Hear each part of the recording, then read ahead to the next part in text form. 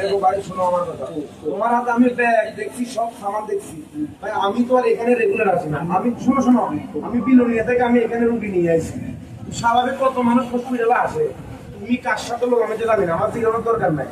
পরশু দিনও তোমার আমি দেখছি আসলে যখন তোমার তিনতলা থেকে সিকিউরিটি দাদারা যখন তোমার ধরছে চেক করতেছে, তখন আমার সন্দেহ হচ্ছে। শোনো না আমার কথা। দাদা তো আমার থেকে নিচে একটা ঘুমাই দিয়েছি, আমি তো আইসি। আচ্ছা ঠিক আছে দাদা, আমার কথা শোনো আছে।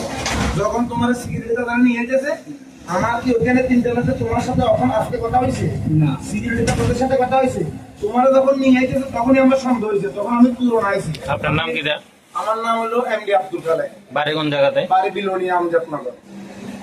কি হয়েছে গত পরশুদিন? আর পরশুদিন রাত্রেবেলা ও তিনতলাতে ছিল। আমি জানি যে ওর সিকিউরিটি এখানে ওর ফ্যাশন আছে, লোক আছে, ওর লোকের সাথে আছে। কিন্তু পরশুদিন আমার মোবাইল চুরি হয়েছে রাত্রেবেলায়। তখন আমি সকালবেলা এসে এখানে সিকিউরিটি দাদাদেরকে জানাইলাম। তারপরে আমার বলছে একটা থানাতে কমপ্লেন দিতে। আমারও মোবাইলের নাকি একটা এনআইডি নাম্বার লাগিয়ে দিয়েছে, ওইটা লাগিয়ে আমি কমপ্লেনটা দিতে পারতেছি।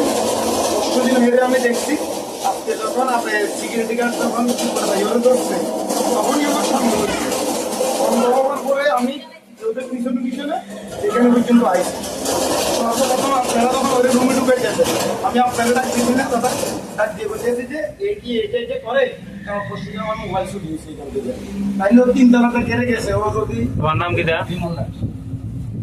বাবার নাম? বাড়ি কোন জায়গা? তুমি আইছিলে পরশুদিন? না তাহলে কি মিছা কথা বলতেছ? না, তাহলে আমি যাচ্ছি যে আমার যদি পরশুদিন আমি যাইয়া থাকি। আপনি কি মোবাইলটা দিলাম।